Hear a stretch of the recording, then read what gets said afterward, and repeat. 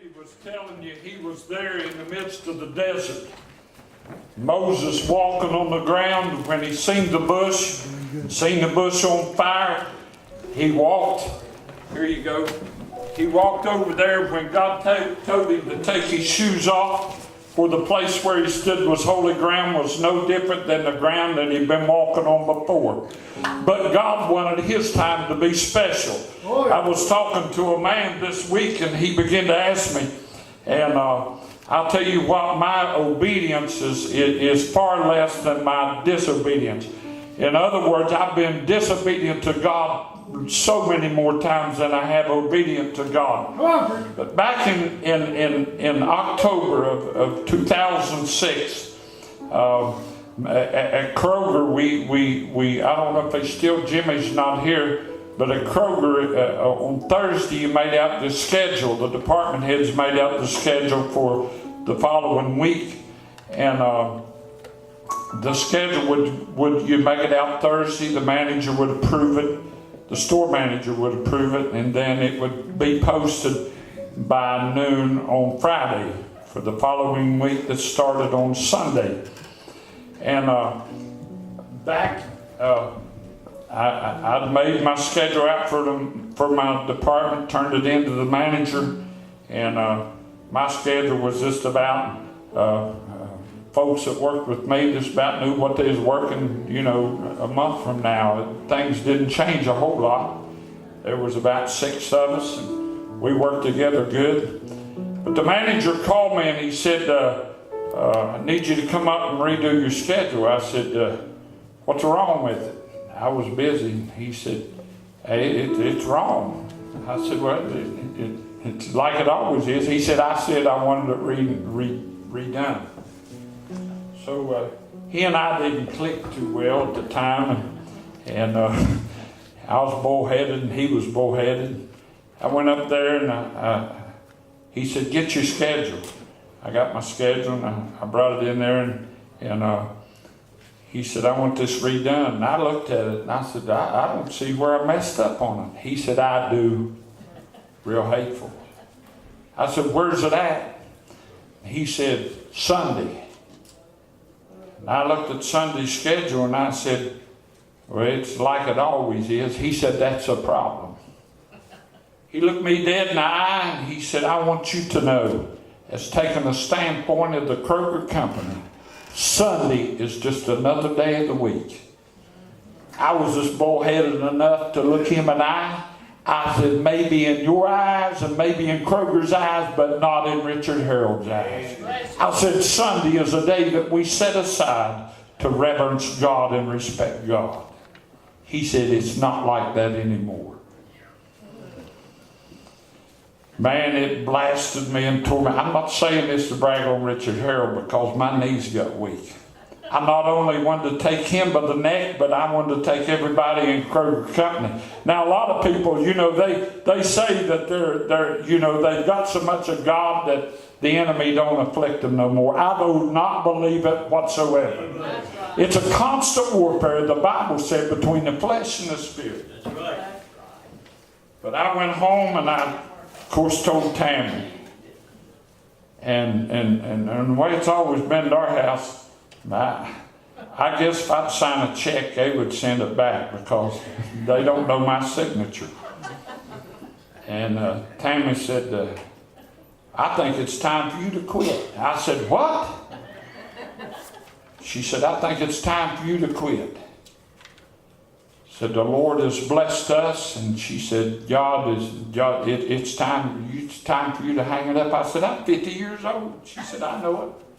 She said, God. I said, you mean to tell me I can quit? She said, not that we're rich, but God has blessed us. So anyway, I went back to work on Monday, and man, I was ready to go, and I got involved in my work, and it slipped my mind. And the manager come in and was having words with one of my employees, and I went to him and I said, now you take it up with me. And me and him had words again. And he said, let's just go to my office. And we went to his office, and I'm saying all of that to say something. We went to his office, and on the way there, I was madder than a wet hen. Then all of a sudden, seemed like the Lord just whispered, Mayor, you came in this morning to tell him you was quitting. You was retired. We got to his office. I had a different frame of mind. I said, before we go any farther, I said, I got something I need to tell you. I said, 2 weeks from now, I'm history. I'm out of here. He said, what are you talking about? Making a long story short, we went through all of that to say this. Back when I started to work at Kroger in 1973, buddy, nobody worked on Sunday. Come on, preacher. Nobody worked on Sunday. But as time went on, Sunday got, people got greedy. And now Sunday is another day of the week. Right. And you know what? I've watched the numbers over the years. I've been a part of the numbers. It was a whole lot easier when they was giving God respect. Not that everybody was Christians, but things came easier when they give God respect that He deserved. And today, it's so much harder for these companies to make money because they have not been pleasing to God. Now listen to me. Moses come down, and I got some of you all bumfangled and say, where did this come from?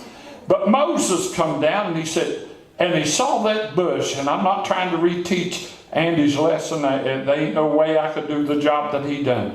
Moses saw the bush on fire, but it wasn't consumed. And as Moses looked at that bush and said, something's going on. Moses had seen bushes catch on fire before. And it was like a puff of smoke, basically, Zach. But today, that fire, that bush just kept on burning. And so he turned aside to see. And the angel of the Lord spoke to him out of that bush. And the Lord spoke to him, and listen, nobody took their shoes off out there. It was unhealthy. It was unwise.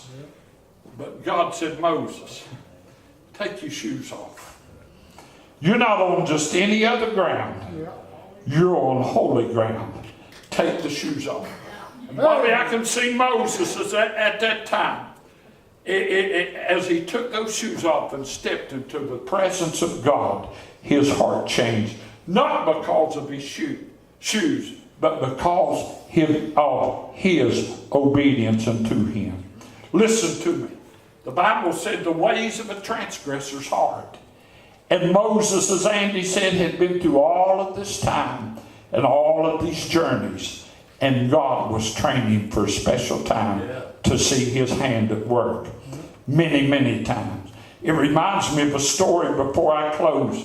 It reminds me of a story I heard one time that went along with my story that I tell and just told with Kroger. There was a young man worked in a department store, and the manager told him, said, you're going to have to work Sundays. The young man said, I'm not working Sundays. And he said, you've got to. He said, it's the way it is.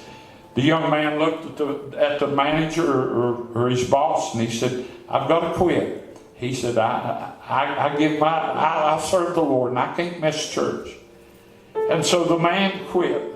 And the young man did, and a few days later he was looking in the one ads of the paper, and he saw that a local bank was needing a teller. And so he thought, well, I'll apply for that job down at that bank. And so he went down there and he applied for the job, filled out all the paperwork, and the man at the bank, the president of the bank, said, I'll get back with you in just a few days. So as he went down and he'd given these references, the man began to call the references that the young man had given, and he called the manager at the department store. And he said, did you have such and such working for you? He said, yes, I did. He said, I had to let him go. I had to let him go. And he said, well, that's why I was calling you. I'm the president of such and such bank, and I was calling to get if you would recommend him. He said, I highly recommend him. And the man at the bank said, now wait a minute. You just told me you had to let him go, but yet you're wanting me to hire him. He said, he proved to me that he won't rob God. So if he won't rob God, he won't rob you.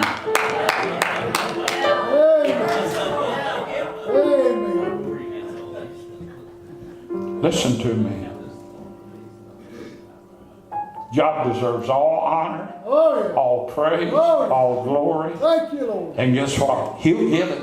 One way or another. He'll get it. Amen. If we don't give it to Him, somebody else will. That's right. If we're not obedient to Him, somebody else will be. Oh, yeah. You're right. God said, Moses, take your shoes off. You're talking to me now. Moses had done went through the dry places. He had done been through the valleys. He had done been through the conflict. He was a nobody. Nobody knew him. There was a new king in the land. But God said, Moses, let me talk to you. And God used him. Heavenly Father, we come before you and we praise you for all that you've done. Thank you, Lord. And oh God, if we could respect you for what you are and who you are. As I said so many times, it makes me, and I've said earlier, Lord, that I'm reminded of so many times my disobedience to you far outweighs my obedience to you. And Lord, I found that over the time, Lord, that you'll reward us if we'll stand for you and we'll be obedient to you. Oh, yeah.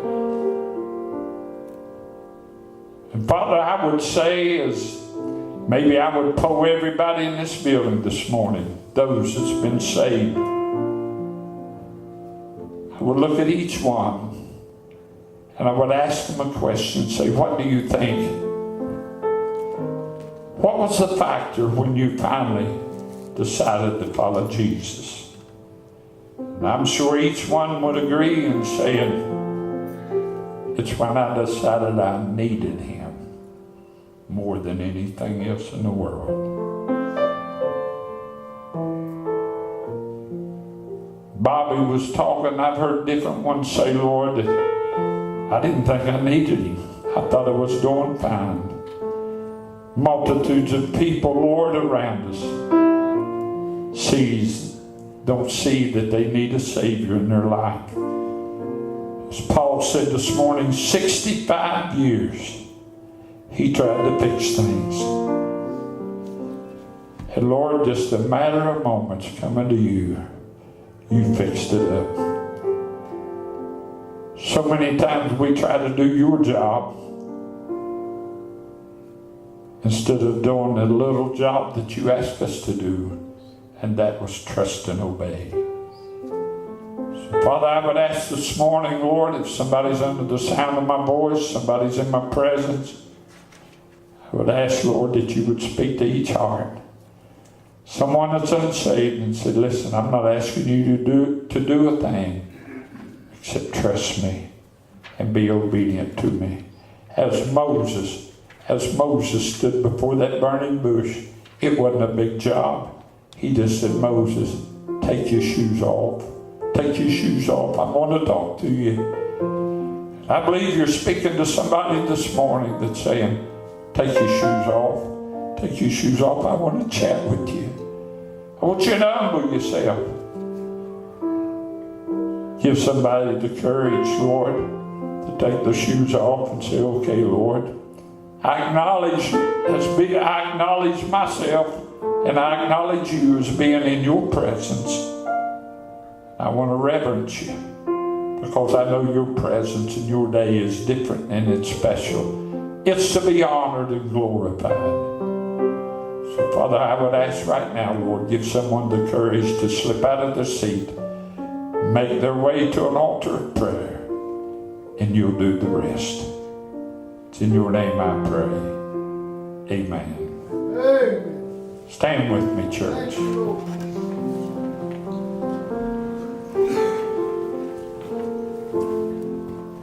When we walk with the Lord in the light of His word, what a glory He sheds on our way. While we do His good will, He abides with us still, and with all who will trust and hope. Why don't you come this morning? Let the Lord do the work. Trust and obey, 'cause there's no other way. Yeah, to be happy. To be happy in Jesus, but to trust and obey. Sing that last verse, Zach. Then in fellowship sweet, we will sit at His feet, or we'll walk by the side of the way. What He says we will do, where He sends we will go. Never fear, only trust and obey. Yeah.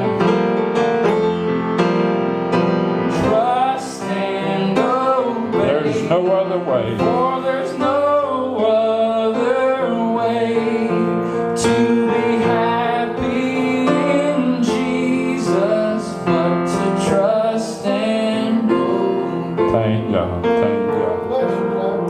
Amen. 83.